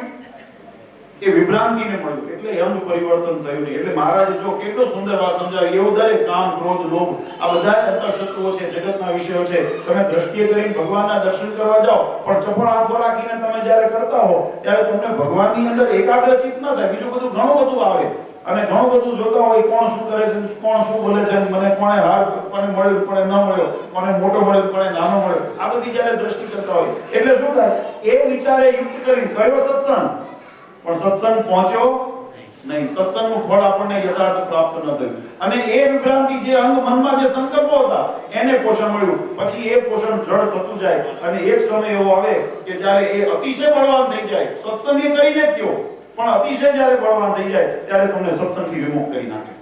અતિ માન મળી ગયું, અતિ મોટપ મળી ગઈ, અતિ સત્તા મળી ગઈ, અતિ જ્ઞાન મળી ગયું. આ બધી પ્રાપ્તિ તમને થઈ અને એ પ્રાપ્તિ કરતા કદાચ સત્સંગના યોગમાં રહીને જ થઈ છે પણ અંતે એ પોષણ ક્યાં ગયું? એ અધર. આ બધા છે ને સાત્વિક આસુરી ગુણો છે બધા. દેખાય આપણને સત્વ ગુણ જેવા પણ છતાંય ભગવાનના માર્ગની અંદર વિઘ્ન ઊભા કરે એનાથી મોટા અસુર કોઈ નહીં. ભગવાનની પ્રાપ્તિની અંદર વિઘ્ન ઊભા કરે એવી મનની વૃત્તિઓ હોય, બાહ્ય એવા હોય અને એટલા માટે મહારાજે વચનામૃતની અંદર આ વાત સમજાવી. મહારાજ કે એટલા માટે સાવધાન થઈને પોતાના અંગનો વિચાર કરવો અને આવા કામાદી, ક્રોધાદી, લોભાદી, માનાદી જે પણ તમને એમ લાગતા હોય કે આ અંતરશત્રુઓ હજુ મારી અંદર કંઈક રહ્યા છે તો મહારાજ કે પહેલા એને ટાળવા. ભજન કરવાની ઉતાવળ ન કરી કારણ કે એવા યુક્ત થઈને જો ભજન કરશો ને તો એવા એ અંગને પોષણ મળશે અને એ અંગને પોષણ મળશે તમને કામી કરશે, લોભી કરશે, માની કરશે પણ ભગવાનના ભક્ત નહીં થવા દે. ભગવાનના ભક્ત જો યથાર્થપણે થવું હોય તો પહેલા આને ત્યાગ કરવાનો પણ મહારાજ કે કોશિશ કરતું રહેવું અને એ કરતા થતા ભગવાનનું ભજન કરતા રહેશો તો તમારા પ્રયત્ન સામે ભગવાન જોશે ને તો કાં તો તમને પ્રયત્નમાં સફળતા મળશે તો નિસંદેહ તમે જેને કહેવાય નિર્વિકાર થઈને, નિર્મળ થઈને ભગવાનના ધામના અધિકારી બનશો. પણ જો એ પ્રયત્ન કરતા માનો કે નાના મોટા કદાચ દોષ રહી જશે ને તો પણ ભગવાન તમારા પ્રયત્નને જોશે, તમારા ભાવને જોશે અને તમારી બુદ્ધિને જોશે. મહારાજ કે તમે સબુદ્ધિ આ હિંસા નથી કરી અથવા તો ક્રોધ નથી કર્યો, અનાયાસે કદાચ થયો હોય, પ્રયત્ન કરતા છતાં પણ આ તમે નથી ટાળી શક્યા તો મહારાજ ત્યાં દયા કરશે, બાકી દયા કરવાના નથી. હમણાં ભગતે વાત કરી ને તો આ પ્રશ્ન મને એમ થયું કે મહારાજ કે મહારાજ આપણા દુઃખ આપણા અધર્મના કર્મ સામે નથી જોતા, કલ્યાણ કરે છે. મહારાજે પણ આ વાત લખી પણ એનો અર્થ એ નહીં જાણીને અધર્મ કરીએ ભગવાન નહીં જોવે. એ તો કર્મ જેવું થશે એવું ફળ નિર્મિતિ થશે. અવશ્યમેવ ભોક્તવ્યમ કૃત કર્મ શુભાશુભમ. જીવાત્માના કર્મ ઉપર એટલે કહેવાની પાછળનો ભાવાર્થ અલગ હોતો છે. મહાભારતની અંદર જ્યારે આ પ્રસંગ બન્યો ને ત્યારે દુર્યોધને એ ભગવાનના મહિમાને ન સમજ્યો એને નારાયણી સેનાનો મહિમા સમજો તો એ સેનાએ સહિત બધી હોવા છતાં ભીષ્મ પિતામહ, દ્રોણાચાર્ય, કૃપાચાર્ય, અશ્વત્થામા જેવા મહારથીઓની સેનાને પોતે દુર્યોધન પોતે પણ કર્ણ જેવા મહારથીઓ હતા. એ કોઈ સામાન્ય નહોતા. એક એક જણ એક એક રાજ્યના જો એકલા ઊભા હોય તો સેનાઓને હરાવે એવા સામર્થ્યવાન હતા. પણ છતાંય ભગવાન નહોતા પડખે. એટલે શું થયું અંતે? યત્ર યોગેશ્વર કૃષ્ણ યત્ર પાર્થો ધનુર્ધર તત્ર શ્રી વિજયો ભૂતિ ધ્રુવાની તે નથી. ભગવાન જે પક્ષે હતા એ ધર્મનો વિજય થયો. એના આવું કસોટી ગણી છે, સહન કરવું પડ્યું. અને ધર્મ યુદ્ધ હતું એટલે કરવું પણ પડ્યું, અનિવાર્ય થયું હતું. કારણ કે ધર્મને રક્ષા માટે, ધર્મના સંસ્થાપન માટે જ્યારે યુદ્ધ પૂરું થયું ત્યારે માતા કુંતી બધા જઈને ભગવાન કૃષ્ણને ઠપકો દીધો કે તમે આ ધાર્યું હોત તો તમે અટકાવી શક્યા હોત. પણ ત્યારે ભગવાન કૃષ્ણે કીધું કે હવે આમાં બાવળિયા બહુ ઉગી ગયા હતા ને, હવે જો મારે આમાં ખેડ કર્યું હોય ને તો એને જેસીબી માર્યા સિવાય છૂટકો જ નહોતો. બહુ પ્રયત્ન કર્યા આવવા માટે, પણ ભગવાને મનુષ્ય પ્રયત્ન કર્યા. ભગવાન અંતર્યામી હતા, બુદ્ધિના નિયંતા હતા. પણ જો ભગવાન જ બધી બુદ્ધિનું કર્મ કરે, કારણ કે ઘણી વખત આપણે એમ કહીએ ભગવાનની ઈચ્છાથી બધું થાય, એટલે ભગવાનની ઈચ્છાથી ઘણું થાય. ભગવાનની ઈચ્છાથી આપણને શક્તિ મળી છે, સામર્થ્ય મળી છે, આંખ મળી છે જોવા માટે, કાન મળ્યા છે સાંભળવા માટે, મોઢું મળ્યું છે બોલવા ખાવા માટે, હાથ પગ મળ્યા છે કર્મ કરવા માટે. એટલે ભગવાને આપણને શક્તિ આપી છે, ભગવાને આપણને બુદ્ધિ પણ આપી છે. પણ સાથે સાથે ભગવાને નિયંત્રણ નથી આપ્યું. એટલે નિયંત્રણ એટલે ભગવાને નિયંત્રણ નથી કર્યું કે ભગવાન આપણું માથું આમ ફેરવે, આમ જુઓ ને આમ જુઓ. એને આપણને વિવેક શીખવાડ્યો. આ વાત સમજવા જેવી છે. ભગવાને શિક્ષાપત્રીની અંદર આપણને આજ્ઞા કરી શું જોવું ને શું ન જોવું. વચનામૃતની અંદર મહારાજ આપણને બતાવ્યું કેવું કરવું કેવું ન કરવું, શું સાંભળવું શું ન સાંભળવું, શું ખાવું શું ન ખાવું. આ બધો વિવેક આપણને ભગવાને શીખવાડ્યો. હાથ પકડી નથી મહારાજ લઈ ગયા, પણ આપણને માર્ગ બતાવ્યો છે. અને એવી અપેક્ષા રાખી છે કે અમે તમને જે શક્તિ આપી છે, હું એક સામાન્ય દ્રષ્ટાંત આપું એટલે તમને ખબર પડે. આમાં ઘણા બધા પાસે ડ્રાઇવિંગ લાયસન્સ હશે. ડ્રાઇવિંગ લાયસન્સ, ગાડી મોટરસાઇકલ ચલાવવાનું લાયસન્સ હોય ને, એ સરકારે ઇસ્યુ કર્યું ટ્રાન્સપોર્ટ ડિપાર્ટમેન્ટને. હવે સરકારના કર્મચારી તમારી પાછળ ફરે છે જોવા માટે કે તમે આ નિયમ પ્રમાણે ચાલો છો. તમે લાયસન્સ લીધું હશે તો પરીક્ષા લીધી હશે ને, તમને ગાડી ચલાવતા આવડે છે કે નથી, તમને નિયમની ખબર છે કે નહીં, લાલ લાઈટ આવે તો શું કરવું એમ પૂછ્યું હશે તો તમે કીધું હશે લાલ લાઈટ આવે તો ઊભું રહેવું પડે, બમ્પ આવે ધીમું પડવું પડે. લાયસન્સ લીધી વખતે આમ તેમ ચલાવતા હોય એને કદાચ આ અનુભવ નહીં થયા હોય, પણ જેને લાયસન્સ કઢાવ્યું હશે અને તે કાયદેસર કઢાવ્યું હશે, પાછું બે નંબરમાં કઈ ખબર નહીં હોય, પણ કાયદેસર હું માનું છું લગભગ કઢાવતો, તો એને પ્રશ્ન પૂછે છે એટલે એનો ઉત્તર તમે આપો છો કે લાલ લાઈટ આવે એટલે ઊભું રહેવું પડે, બમ્પ આવે એટલે ધીમું પડવું પડે, સાઈડ આપી હોય તો સાઈડ લાઈટ આપવી પડે, હાથ બતાવવો પડે. આ બધું તમે એને કીધું હશે, એને તમારા જવાબથી સંતુષ્ટ થઈને એને તમને લાયસન્સ આપ્યું. હવે તમને ખબર છે એટલે તમે એ વિશ્વાસ મૂક્યો કે તમે હવે ગાડી બરાબર ચલાવશો. પછી એ તમારી પાછળ નથી પડતા અને ભૂલે ચૂકે તમે કોઈ જગ્યાએ લાલ લાઈટ ઉડાડી અને એના ફોટામાં આવી ગયા, પછી શું થાય? પહેલા તો ચાલતું હતું, હવે તો ફોટા જ પડે છે સીધા. આપણા વિસ્તારમાં નહીં લાગ્યા હોય, લાગી ગયા, માણાવદરમાં લાગી ગયા, તો થોડા જુનાગઢ લાગી ગયા, તો આવશે છેડો નથી, શરૂઆત થઈ છે તો પડે છે સીધા ફોટા. હવે કહેવાનો ભાવાર્થ એવો છે કે તમારા ઉપર વિશ્વાસ મૂક્યો લાયસન્સ આપતી વખતે કે તમે નિયમનું પાલન કરશો. એમ ભગવાને પણ આપણને શક્તિ આપી, બુદ્ધિ આપી, આપણને ઇન્દ્રિયો આપી, કર્મ કરવા મનુષ્ય દેહ આપ્યો, પણ સાથે સાથે ભગવાને વિશ્વાસ આપ્યો, જ્ઞાન આપ્યું અને વિશ્વાસ મૂક્યો કે અમે શિક્ષાપત્રીનો આજ્ઞા કરી છે એનું તમે પાલન કરશો. એટલે ભગવાને આપણને શક્તિ આપી અને વિશ્વાસ સાથે સાથે મૂક્યો. હવે આપણી જવાબદારી છે કે આપણે એના કાયદા પ્રમાણે કામ કરીએ. અને જો નહીં કરીએ ને કોઈ દિવસ જમના આમાં પછી આમાં આ લૌકિક હોય ને તો એની અંદર કેમેરા બગડે ખરા. ઓલા જમદૂતના કેમેરા બગડતા નથી. અને જે દિવસે તમારા એ પાપનો ઘડો ભરાણો, કોઈ વખત પહેલા છે ને ઘણી વખત પહેલી રાની ભૂલ થતી હોય ને, હવે તો જો કે કડક થઈ ગયા હોય, અને પહેલા એવું કહેતા પહેલી ભૂલ હોય ને તો એમને વોર્નિંગ આપીને જવા દે, બીજી ભૂલ હોય તો ઠપકો આપીને જવા દે, ત્રીજી ભૂલ હોય તો થોડોક નાનો મોટો દંડ કરે, ચોથી ભૂલ થાય એટલે થોડા વધારે કડક થાય, પાંચમી ભૂલ થાય એટલે તમારું લાયસન્સ કેન્સલ કરી નાખે. એમ થાય ને?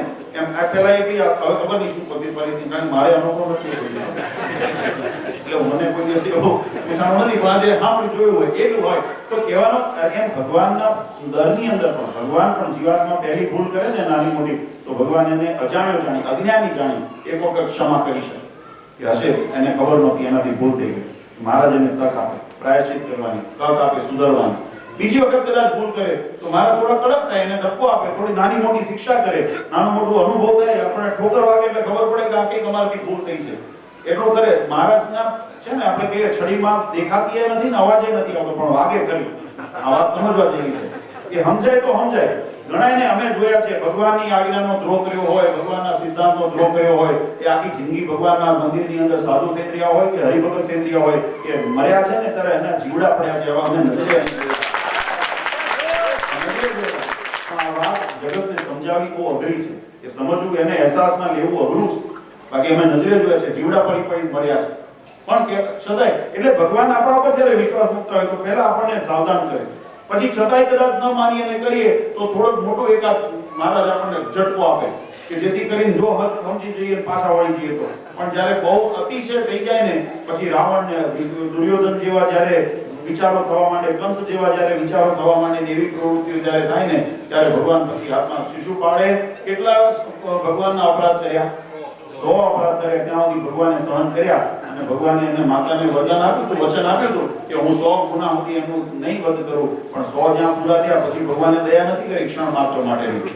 એ ત્યાં વિરાટ સ્વરૂપ લીધું અને સુદર્શન ચક્ર દ્વારા એનો શિરને છેદ કર્યો. એવું શ્રીમદ ભાગવતની અંદર આ પ્રસંગ આવે છે. કહેવાની પાછળનો ભાવાર્થ વાળા ભક્તો એ છે કે આપણને અવસર મળ્યો છે, આપણને ભગવાન એમ કેમ પ્રકારે આપણને સમજણ આપતા હોય, સાવધાન થજો, સુધરી જજો, ભગવાનની આજ્ઞાનો સિદ્ધાંતોનું અનુસંધાન રાખી અને ભગવાનનું ભજન કરજો. જો ભગવાનની આજ્ઞામાં રહ્યા તો ભગવાન આપણું રક્ષણ ને પોષણ બંને કરે છે. આ વાત સમજો.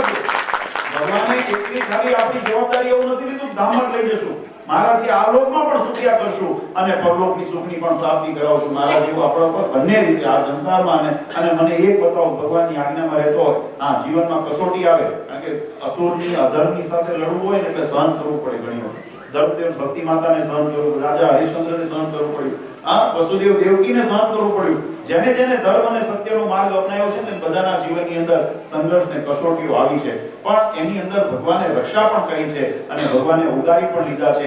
એટલે આપણને રક્ષણ અને પોષણ બંને એ પરમાત્માની જવાબદારીની અંદર આપણે આવીએ. પણ ક્યાં સુધી? જ્યાં સુધી ભગવાનના થઈને રહીએ ત્યાં સુધી. ભગવાન આપણો વાળ વાંકો થવા દે નહીં. ભગવાન ઉપર ભરોસો રાખો, જેમ પ્રહલાદજીએ ભરોસો રાખ્યો. હિરણ્યકશ્યપે ધગધગતો થાંભલો પ્રગટાવ્યો અને કીધું કે તારા ભગવાન જો સાચા હોય તો આને થાંભલાને બાદ પડે, બરાબર. અને પ્રહલાદજીએ ભરોસો રાખ્યો ભગવાન, અને એની અંદર એક કીડીની હેર કથામાં બતાવી છે કે જ્યોતિ જોઈ અને તો એની રક્ષા થઈ મારી થાય છે. એટલો ભરોસો હતો ભગવાન ઉપર અને થાંભલો ફાટ્યો, નરસિંહ અવતાર ભગવાન ઉપર થયો. આ આપણા પ્રમાણ આપણને આપે છે. તો એ ભરોસો રાખો. આપણે તેવો પરીક્ષા નથી, મહારાજે કીધું એવું આંદોલન કે કરશો નહીં, પણ આજ્ઞામાં રહેજો. આપણને કઈ થાંભલે બાદ પડવાનું નથી કીધું હજુ સુધી. ક્યારના જીવનને એવી સંઘર્ષ આવ્યો કે થાંભલે બાદ પડવો પડ્યો, ધગધગતા થાંભલે, એવી કસોટી તો નથી આવી ને. પણ છતાંય મહારાજ કીધું કે આપણે તો જે પરિસ્થિતિ નાની મોટી, આપણે તો ક્યાં, એ તો મોટી કસોટીઓ હતી. આપણે તો કેટલી નાની કસોટી પાર ન કરીએ કે એક 100 રૂપિયાનો 500 રૂપિયાનો જો આપણને લાભ થતો હોય ને તો કે આપણે એટલું તો હવે જૂઠું બોલાય, અહીંયા આપણે 500 રૂપિયા આપણી નીતિ છે, આપણી નૈતિકતા છે. આપણો સ્વાર્થ ક્યાં આપણને લઈ જાય છે જીવનની અંદર? જેને કહેવાય મોટું સામ્રાજ્ય, મહારાજ કે ત્રિભુવનનું રાજ જો લૂંટાતું હોય તો ભલે લૂંટાય. મહારાજ કે બ્રહ્માંડ જેવું જો માથે દુઃખ આવ્યું હોય ને, બ્રહ્માંડ જેટલું જો દુઃખ આવ્યું હોય તો પણ ભગવાનનો ભક્ત એની છે મારે ઉગરવું તો મારા ભગવાન ઉગારે તો આ પરાકાષ્ઠા, સત્સંગની સમજણની પરાકાષ્ઠા હોવી જોઈએ. અને એને સાચો સત્સંગ કીધું, એને શું કીધું. બાકી આપણે ઘણી વખત શું છે મોટી મોટી વાતો કરીએ અને પછી આચરણ કરવામાં આવે ને ત્યારે પછી ખબર પડે ખરા કરી ના થાય ને ત્યારે ઓલા ઢોલ વાગે ને સુરવીર, ત્યારે જે સુરવીર હોય એ તો, અને હું તમને આગળ સભામાં કીધું હતું, મેં કીધું એ ઢોલની રાહ ન જોવે સુરવીર હોય એને ખબર પડે કે અહીંયા દિનાણો થાય છે અથવા તો અહીંયા કોઈ આપણી માં બેન દીકરી કાબુ કરે છે, એ કોઈ રાહ જોવો પડે ઢોલ વાગે તો હું જઉં તો જાય. અને ઘણા હોય ને મોટી મોટી વાતો કરતો હોય પણ ખરેખરના ઢોલ વાગે તો ગોદડા પડતો હોય ઊંચી થાય. તો એને આવા છે. એટલે જગતની અંદર એવું થાય કે ભગવાનની ભક્તિનો માર્ગ તો સુરવીરતાનો માર્ગ છે, નિશ્ચયનો નિષ્ઠાનો માર્ગ છે. અને આજે અમને આનંદ છે. અને આ હતું ને એટલે ભગવાન અહીંયા આવ્યા. તમે એના પૂર્વ ભાગની અંદર તમે જુઓ ને તો જે ધામની અંદર ભગવાને ચરિત્રો કર્યા છે ને એ ધામનો મહારાજે જેતપુરની અંદર ગાદી જ્યારે ગ્રહણ કરી ત્યારે એનો ઉલ્લેખ આગળ વાંચો કે એમાં કેવા ગુણ હતા મહારાજે સ્થાનને પસંદ કર્યું. ભગવાન રામચંદ્રજી અયોધ્યા પધાર્યા, તમે રામાયણ વાંચો કોઈ દિવસ, એ અયોધ્યાની નીતિ કેવી હતી. એટલે જ્યાં ભગવાનની આજ્ઞાનું પાલન થતું હોય, જ્યાં પવિત્ર વાતાવરણ હોય, સત્વગુણ પ્રધાન જ્યાં વર્તતો હોય, ભગવાનની ભક્તિ થતી હોય, દરેક વર્ણ પોતાના ધર્મની અંદર મર્યાદાની અંદર રહીને તમે સદાચારનું પાલન કરતા હો તો ભગવાન એવા પુણ્યશાળી પ્રદેશને પસંદ કરતા હોય છે અને એ એનું પ્રમાણ છે કે આપણું પીપળાણા, આપણું નજીકના પંચાળ આદિ બધા જે સ્થાનો મહારાજ અહીંયા તો મેઘપુર આદિ બધા જે પવિત્ર સ્થાનો છે કે જ્યાં મહારાજના ચરણ કમલ અંકિત, ત્યાં દિવ્ય રૂપે, ત્યાં મનુષ્ય રૂપે, ત્યાં નમસંતોએ અહીંયા અનેક વખત આગમન કરીને આ બધા સ્થાન તો ભગવાનના પૂર્વ એટલે કે રામાનંદ સ્વામીના વખતના સત્સંગના રંગે રંગાયેલા સ્થાનો છે. આ બધો વિસ્તાર એનાથી એટલે આપણે ભાગ્યશાળી છીએ અને વિશેષ ભાગ્યશાળી એ છીએ કે અત્યારે કળયુગના વિષમ વાતાવરણની અંદર પણ આપણી મતિ હજુ પણ ભગવાનના એ વડવાઓ છે, ભગવાનને રાજી કર્યા ને આપણે પણ ભગવાનને રાજી કરવા એમના વચનની અંદર સ્થિર થઈને રહ્યા છે. આપણી એ સ્થિતિ આજે પણ છે અને એ સ્થિતિ કાયમ રાખશો ને તો મને વિશ્વાસ છે કે જગતની અંદર આ છેલ્લો જન્મ છે, હવે આપણે ફરી જન્મ લેવાનો વારો છે. તો આમાંથી ભટક્યા તો પછી કઈ નક્કી નહીં, તો ત્યાંનો ક્યાં કેમેરા પકડાશો એ પછી એ ફોટો આવશે ક્યાં એમના ફોટો ક્યાં આવશે, કયા રોડોના નાકમાં લીધે છે, બીજા નાકમાં બધા એને પછી લમજન કથા કોઈ વખત કરાવશું. સાંભળો એવી એના વિકલ્પો છે. પછી પસંદગી કરજો એમાંથી કે આપણે આમાં જવું આમાં જવું, એમાં શું કે કેમ નથી. આપણે તો પસંદગી કરવી છે ભગવાનના ધામમાં જવું છે, એના સિવાય બીજો વિકલ્પ નથી. આ વસ્તુને ધ્યાનમાં રાખી આપણે ભજન કરીએ છીએ. એટલે વધારે સમય નથી લેવો, ઠંડીનો સમય છે ને આજે બધા ભક્તોને અનાયાસે ભાવ હતો. પીપળાણાનો સત્સંગ આમ તો નાનપણથી ઘણી વખત મારે અહીંયા આવવાનો પ્રસંગ બન્યો છે અને બહુ સારા અમને હરિભક્તોનો ભાવનો માટે ખૂબ ખૂબ અમને આદર છે. ગયા વખતે જ્યારે આવ્યા હતા ત્યારે મારે કહ્યું કે વાડીમાં અહીંયા જઈએ હરિભક્તોની એક અમારી પાસે અરજી પેન્ડિંગ છે અને આજે જ અમે માણા વગર અહીંયા ધર્મેન્દ્રભાઈ સાથે ચર્ચા કરતા હતા કે વહેલામાં વહેલી તકે તમારી અરજી જે પધરામણીની છે થોડો સમયનો અવકાશ થોડું મારી સાથે તમે બધા થોડો સહકાર આપજો, કારણ કે પ્રવાસો ઝાઝા રહે છે અને પધરામણી કરવી એટલે એ લાગત 3-4 દિવસ અમને મળે તો અમે કરી શકીએ. એટલે એના કારણે થોડો વિલંબ થાય છે, પણ હું ચોક્કસ પ્રયત્ન કરીશ કે બને એટલી વહેલી તકે અમારું આપણને આવો દિવ્ય સત્સંગ ને ભગવાનનો મહિમા સમજવાનો આપણને અવસર મળ્યો. તમને બધાને મળીને ખૂબ આનંદ થયો. પીપળાણા અને આજુબાજુના વિસ્તારના બધા ગામના ભક્તો આવ્યા છો આટલી ગાડીની અંદર પણ, કારણ કે મને હતું મેં રાતની સભા છે એટલે ગામ પૂરતી જશે, ભક્તો બહાર ગામથી ઘણા બધા આવ્યા છે એટલે સારું પાછા કાઢા કરતા જવું એના કરતાં ટાઈમે સભા પૂરી કરીએ તો બહુ આનંદ થયો. અને આવો ને આવો સત્સંગનો ભાવ રાખજો મારા ભક્તો. જગતના રવાડે કદાચ કોઈ છે ને મનની અંદર એનો ગ્લાનિ ન કરવી કે આપણો ધર્મનો કોઈએ હાનિ કરી, કારણ કે ધર્મની હાનિ નથી થતી, એ વ્યક્તિ પોતાના જ્યારે કોઈ અધર્મ આચરણ કરે ને અથવા તો એ ડંકે એમ કે જો અમે દુર્યોધને દ્રૌપદીના વસ્ત્ર ચીરવાનો પ્રયત્ન કર્યો, બરાબર, ભગવાને લાજ રાખી, કથા એ છે, પણ એને પ્રયત્ન કર્યો તેનું નુકસાન કોને ભોગવવું પડ્યું? દ્રૌપદીની આબરૂને માનો એ તો સતી જ કહેવાના, એ તો સતીની અંદર જ હજુ આજે પણ દ્રૌપદીને સતી જ કહેવાય છે. પણ એ આસુરી વૃત્તિ જે હતી એમ કદાચ જગતની અંદર કોઈ આવું આસુરી કરતા હોય, સફળ થતા હોય ને તો એનાથી બહુ પ્રભાવિત ન થવું, એ આસુરીમાં જ ખપવાના છે અને ભગવાનની આજ્ઞામાં જે રહ્યા છે ને એ દૈવી જ રહેવાના છે, ભગવાનના ધામના અધિકારી જ રહેવાના છે. એનો બળ રાખો, આપણે જે મળ્યું છે એનો બળને મહિમા રાખી અને ભગવાનનું ભજન કરજો. વધારે સમય ન લેતા અંતમાં પરમ કૃપાળુ ઇષ્ટદેવ ભગવાન શ્રી સ્વામિનારાયણ, જૂનાગઢ રાધારમણ દેવ, પરમ પૂજ્ય સનાતન ધર્મ ધુરંધર આચાર્ય શ્રી અજેન્દ્ર પ્રસાદજી મહારાજ, ગાડીવાળા માતુશ્રી અમારા સમસ્ત ધર્મગુરુ પરિવાર વતી આપ સૌને અંતરના આશીર્વાદ આપી મારી વાણીને વિરામ આપું.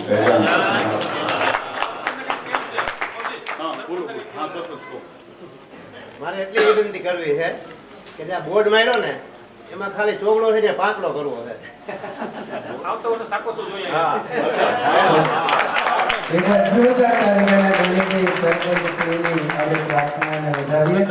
સંકલન કરાવી લેજો જરા. જુનાગઢ દેશના આપણે નંદલાલભાઈ બામટા છે કાર્યક્રમ બધું સંભાળી રહ્યા છે, એમની સાથે વાત અને ચીજ કરી લેવી એવી મહારાજશ્રીની આજ્ઞા છે. તો ખૂબ સરસ ભક્તજનો દિવ્ય થોડા આશીર્વાદ નવમા વંશજ હરી મહારાજશ્રી એવા ફરીવાર એકવાર જોરદાર તાલીઓના ધ્વનિથી આપણે તો અત્રે જે ભક્તોના નામ બોલાય પ્રભુજી મહારાજશ્રી પાસે પધારી અને પ્રસાદીની પુષ્પમાળા તે ગ્રહણ કરશે. વલ્લભભાઈ પૂજાભાઈ જાદવભાઈ કમલાભાઈ કમાભાઈ અમરાભાઈ રબારી, ટબુભાઈ વિશ્વાભાઈ રબારી કામ કરો જયંતિલાલ અર્જુનભાઈ કામ પેલા આરતી કરી લો, પછી શું છે કે આવતા જાય ને આમ નીકળતા જાય એટલે પાછું આમ 2 મિનિટ ઉપર આરતી કરી આપણે સભા જ્યારે પૂર્ણ કરી રહ્યા હોય તો આરતીનું પ્રાગટ્ય કરજો. પેલા સભાની પૂર્ણાવતીની આપણે આરતી કરશું. પણ તે વેળા વાલા ભક્તજનો જેમ સરપંચ શ્રીએ સંકલ્પ કર્યો છે કે અમારે દિવ્ય આવતા વર્ષે અહીંયા શાક ઉત્સવ કરવો છે. એ શાક ઉત્સવની જાતિ આપણે દિવ્ય કરવી છે. તો સાથે આખા લાઈથી નામ ઘોષિત કરીએ કે બધા ભક્તજનો આરતીમાં જોડાઈ જશે. પાછળ નામ બોલો એ લોકો આવી જાય. ભાઈ પ્રમુખ શ્રી ચંદુભાઈ, દાતાભાઈ, અમૃતભાઈ એ બેટા અમૃતભાઈ આનંદ દયાળુ સહજાનંદ દયાળુ બળવંત બહુનાની ચરણ સરોજ તમારા બંધુ કર જોડી પ્રભુ બંધુ કર જોડી ચરણે શીશ દયાથી ચરણે શીશ દયાથી મુખરાજા જોડી નારાયણ નર ભાષા નિજ ગુણ કનુડારી પ્રભુ નિજ ગુણ કનુડારી પામરપતિ દયુદાય પામરપતિ દયુદાય અગણિત નર નારી નિત્ય નિત્ય નવમ લીલા કરતાય વિનાશી પ્રભુ કરતાય વિનાશી અડસઠ તીરથ ચરણે અડસઠ તીરથ ચરણે કોટી ગયા કક્ષી પુરુષોત્તમ પ્રગટનું જય દર્શન કરશે પ્રભુ જય દર્શન કરશે. કાળ કર્મની છૂટી કાળ કર્મની છૂટી કુટુંબ સહિત રસે આય અવસર કરુણા નિધિ કરુણા બહુ કીધી ભલે કરુણા બહુ કીધી મોકાનંદ કહે મોકી મોકાનંદ કહે મોકી સુગમ કરી સીધી પ્રભુ જય સતગુરુ સ્વામી. ઓમ યાની ગણેશ બાપાની જય નરી બધાની જય રાણી સર્વણે સરી હુસેનભાઈ મુસાભાઈ દલ, રમણીકભાઈ પ્રેમજીભાઈ, રવજીભાઈ જયરાજભાઈ ચાંદ, સૌજીભાઈ નાનજીભાઈ, ચંદ્રકાંતભાઈ ભારતીલાલ જાદવ, મંગલાલ મોહનભાઈ ચાંદ, મુકેશભાઈ ભીખુભાઈ ચાંદ, ધીરુભાઈ દલાભાઈ ચોટલિયા, રાજેશભાઈ કરશનભાઈ જાદવ, દિનેશભાઈ મોહનભાઈ ચૌહાણ, પ્રકાશભાઈ કેશવ વાજા, વિષ્ણુભાઈ સલીમભાઈ ચોટલિયા, રણછોડભાઈ કૃષ્ણભાઈ ચોટલિયા, કાળુભાઈ નાનજીભાઈ ચોટલિયા, નિરંભાઈ વરદલાલભાઈ ચાંદ,